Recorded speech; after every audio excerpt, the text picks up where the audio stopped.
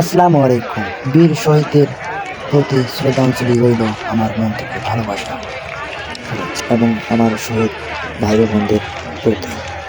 মহান শহীদ দিবস উপলক্ষে এবং আন্তর্জাতিক মাতৃভাষা উপলক্ষে 1952 ভাষা আন্দোলনের সকল শহীদদের প্রতি শ্রদ্ধাঞ্জলি রইল। যাই হোক, আমার 21শে ফেব্রুয়ারি আন্তর্জাতিক মাতৃভাষা দিবস উপলক্ষে সকলের প্রতি শুভেচ্ছা ও ভালোবাসা।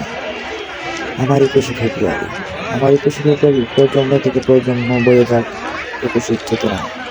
আমি মোহাম্মদ জামান হোসেন আপনাদের সাথেই আছি আজকের এই ভিডিওর মাধ্যমে। আপনাদের 21শের স্মরণীয় দিনটিকে আমরা সবাই স্মরণীয়ভাবে দেখতে চাই এবং স্মরণ রাখতে চাই।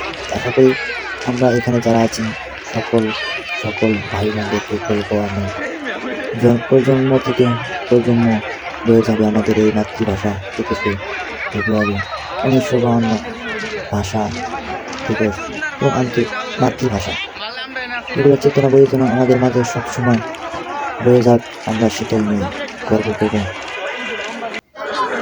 এই জন্ম থেকে ওই জন্ম পর্যন্ত আমাদের শহীদদের মাগফিরাত কামনা করছি, যারা আমাদের এই ভাষার জন্য জীবন দিয়েছেন, শহীদ হয়েছেন, রক্তাক্ত হয়েছেন।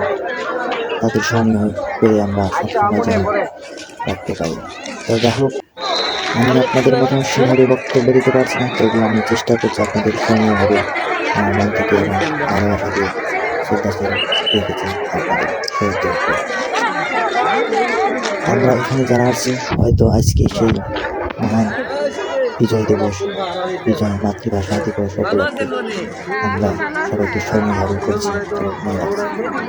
এই দিনটিতে ভাষার যুদ্ধের জন্য রক্তাক্ত হয়েছেন, মারা গিয়েছেন আমার বীর শহীদ ভাই বোনরা। তাদেরকে আমরা সবসময় দোয়া রাখবো এবং আল্লাহ পাক ভালো রাখবো সবসময়।